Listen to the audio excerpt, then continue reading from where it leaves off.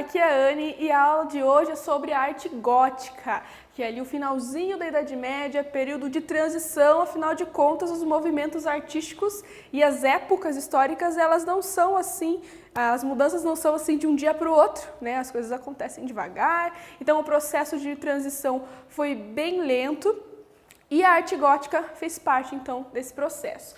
Vamos ver lá então, arte gótica século XII, e é no século XII que a gente vai ter uma grande representação desse estilo, que é a Catedral de Notre-Dame de Paris. Aqui ó, tem o traçado dela, infelizmente sofreu aí pelo incêndio, né?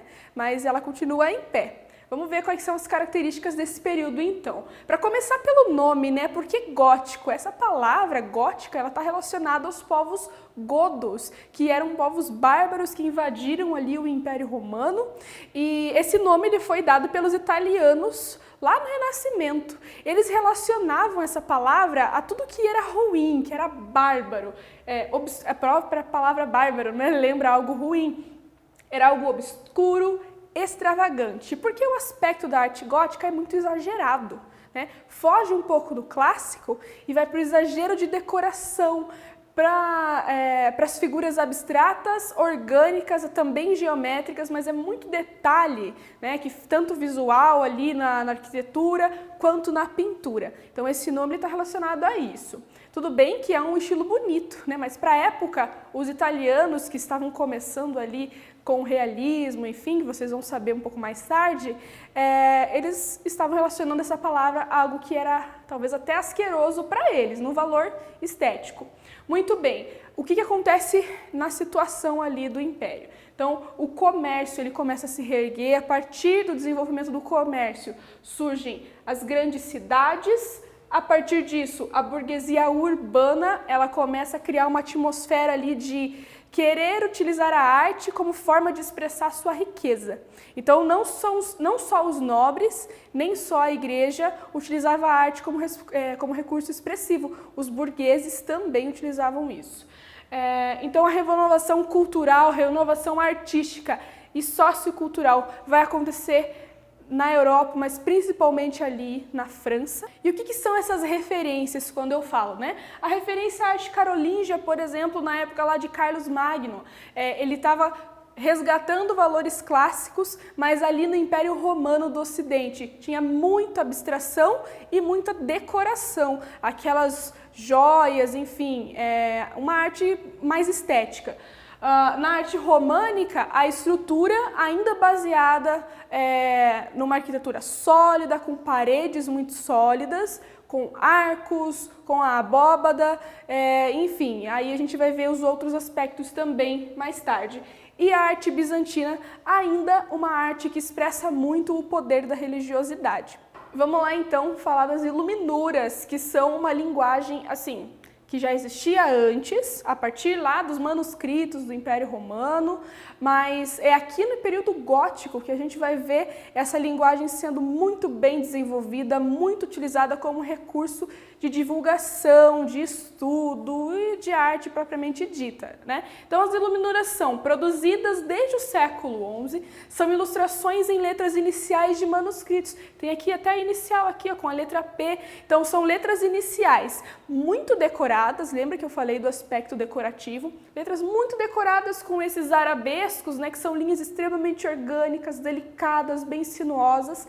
A letra em si, geralmente, ela leva dentro dela uma ilustração que tem a ver com o tema do texto que está sendo escrito ali, mas também entre esses manuscritos tem ilustrações ocupando páginas completas, por exemplo, que não necessariamente são incluídas dentro de uma letra, né? Esses manuscritos, é muito importante falar isso, que eles eram feitos por um processo muito artesanal. Eram feitos lá nos mosteiros, eram monges escribas que escreviam repetidas vezes, às vezes, o mesmo texto, né? E ficava a critério dos artistas que eram chamados para fazer só essa parte do desenho mesmo, da ilustração. Esses manuscritos geralmente eram feitos em couro de um bebezinho lá do boi, era o velino, a folha de velino, muito desidratada, hidratada, um processo bem longo para ela ficar parecido com o papel.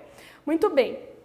Então essa é uma característica bem importante das artes visuais nessa época. O legal da iluminura é que ela leva esse nome porque a cor, ela tem um aspecto luminoso. São usados vários pigmentos, minerais e vegetais para fazer essas cores aqui, mas principalmente o prata e o ouro eram realmente utilizados na produção da tinta, então geravam esse aspecto iluminado, por isso essa palavra, né, iluminura. Muito bem, continuando aqui então, na pintura temos vários aspectos bem diferentes aqui agora. Então, por exemplo, o estudo da perspectiva. É a primeira vez que a gente encontra, por exemplo, num desenho, numa pintura, a dimensão do espaço sendo representada, assim, respeitando como o nosso olho enxerga mesmo o mundo. Então, por exemplo, aqui, ó, eu tenho esse sólido aqui. Ele tem altura, largura e profundidade. Isso que é o 3D. Então, nesse objeto aqui a gente tem esse aspecto, mas em qualquer coisa ao nosso redor, em qualquer ambiente. Então, quando a gente vai tentar fazer um desenho de um ambiente no papel, que é uma superfície bidimensional, como fazer a dimensão desse lugar parecer realista? Então, aí que entra o estudo da perspectiva, né? Lembrando lá, então, que o nosso olho ele enxerga essas dimensões. A gente precisa, a partir do desenho de perspectiva, imitar o nosso olhar. Muito bem. O realismo, então, afinal de contas, a perspectiva, o desenho de perspectiva é também uma forma de representar o realismo, mas aqui eu estou falando do realismo, por exemplo, na figura humana. Então, as proporções corretas, o volume, a perspectiva, as texturas principalmente, certo? Voltando lá então na representação de volume, dentro da perspectiva, junto com a perspectiva, eu posso, por exemplo, a partir da luz, eu vou ligar a lanterna no meu celular aqui, só para fazer uma brincadeira.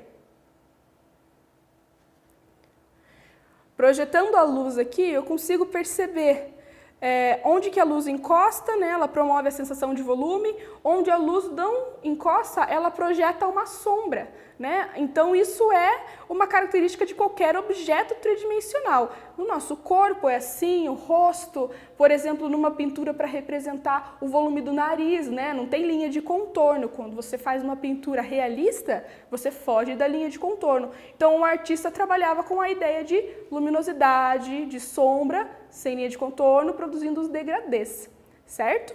Voltando lá então, ainda na figura humana, né, as proporções de anatomia, respeitando agora realmente as relações entre cada parte do corpo dentro da anatomia, fazendo um comparativo de diferença aqui em relação à arte românica e bizantina, em que o corpo humano era representado de forma distorcida, às vezes até dentro de um contexto, uma pessoa tinha um tamanho, a outra tinha outra, por causa do simbolismo. E aqui não, aqui se dá muito valor ao realismo mesmo de qualquer figura humana. E aqui os temas religiosos e cotidianos que vão aparecer em praticamente todas as pinturas. O tema religioso, né, bastante, ele continua aqui, porque afinal a arte é uma forma de expressão religiosa também, mas os temas de cotidiano, como o retrato de pessoas comuns, esses burgueses aqui, né, que eu falei, a burguesia urbana, que começa a encomendar os seus próprios retratos. É uma forma de se registrar, de se tornar tema e se sentir importante a partir da arte, ok? E finalizando aqui com a arquitetura, tem vários aspectos da arquitetura gótica que são bem característicos e quando a gente olha para uma construção gótica, a gente consegue identificar o seu estilo por causa dessas características. Então vamos lá, o arco ogival, o arco-botante e o contraforte são três estruturas extremamente importantes para manter a solidez da construção. Veja, nesse desenho aqui, nesse esquema, você percebe que tem uma grande diferença com a Catedral de Pisa, por exemplo, que é uma construção românica, porque ela é muito verticalizada. Então, enquanto lá na arte românica, a pessoa que entrava dentro da igreja, ela se sentia no céu, quem entra numa catedral, numa igreja gótica, olha para o céu, porque as linhas verticais, as linhas muito geométricas, né, na sua verticalidade, elas sugerem o olhar para cima. E a gente não pensa nisso quando a gente entra, mas isso é o fator invisível da arte, que é aquela sugestão que fica no nosso subconsciente. Então você entra naquela construção gótica, olha para cima e todos os aspectos assim, às vezes até sutis, estão no topo da igreja ou no meio das paredes e etc. Muito bem, então o que é o arco ogival que eu citei ali? É esse arco aqui, ó. Esse arco que não é necessariamente arredondado. É um arco que tem uma ponta, ele é um pouco alongado. Isso é característica da arquitetura gótica. Muito bem? O arco botante e o contraforte são duas estruturas que andam juntas. Por quê? Porque na arquitetura gótica, a maioria das paredes era repleta pelos vitrais. Aqui, ó, o outro ponto que eu vou falar. O vitral é uma estrutura de vidro, certo? O vidro ele não é tão resistente quanto a pedra, o concreto e etc. Só que como praticamente todas as paredes eram compostas com os vitrais e lá no teto vão ter os arcos, as abóbadas e etc., a construção fica extremamente pesada. O que é o arco botante e o contraforte? Então, são duas estruturas que estão juntas e elas servem para basicamente sustentar toda a construção, partindo do princípio que o vitral é um aspecto muito presente em todas as paredes. Pensa assim, todas as paredes elas vão ser compostas, né, na sua integridade pelos vitrais, que é algo, né, de vidro, o próprio nome diz, né? Não é um material super resistente. E se a construção ela é muito alta, muito pesada, completamente cheia de abóbada, como que essa parede se sustenta, né, se ela é feita de vitrais? Então, o contraforte é uma espécie de coluna e o arco botante é um tipo de arco também, mais geométrico, mais inclinado, que vai sustentar essa parede aqui por fora. Então, se você olhar a Catedral de Notre-Dame, ela é cheia em toda a sua extensão, em todas as laterais, pelo arco botante e pelo contraforte. É uma forma de sustentação mesmo, basicamente. Ok? Vamos lá, continuando aqui a falar sobre os vitrais. O vitral é um aspecto lindo da arte gótica que está presente também em outros estilos, mas é na arte gótica que ele ganha destaque. É uma estrutura feita de vidro, obviamente, pode ser decorativa, com a finalidade simplesmente decorativa. O legal é você estar lá dentro daquela construção e quando a luz do céu atravessa aquele vidro colorido, ela gera um aspecto muito misterioso, muito místico e realmente emocionante para quem está lá dentro, né? Só que aí também tem alguns vitrais que eles são feitos de forma narrativa, que tem alguma referência a religiosidade, que tem um significado, um cenário, enfim, algo mais educativo também. Então, são esses dois aspectos. E eu coloquei aqui em parênteses, ó, a rosácea, que é esse vitral aqui, ó. Na Catedral de Notre-Dame tem essa rosácea aqui bem na frente, tem na lateral também. E aí ela lembra o formato da flor, que fica com esse aspecto bonito e bem decorativo. Muito bem, sobre a verticalidade eu já disse, né, um aspecto visual bem presente ali na arquitetura. A planta quadrada, veja só, a planta é quadrada por quê? Porque ela tem uma grande abóbada. Como a construção ela é completamente cheia de abóbada, né, muito pesada, feita de pedra, uma estrutura muito forte, ela precisa de uma sustentação quadrada. Então a abóbada ela é sustentada por um formato quadrado, mas a extensão da construção acaba retornando ao formato de cruz. Se você olhar de cima, você vai ver o formato de cruz. E a fachada com duas torres e estátuas, veja só que bacana. Essa fachada aqui da Catedral de Notre-Dame, ela tem essas duas torres que são simétricas, ok? E as estátuas elas estão presentes em cada cantinho. E que estátuas eu estou falando?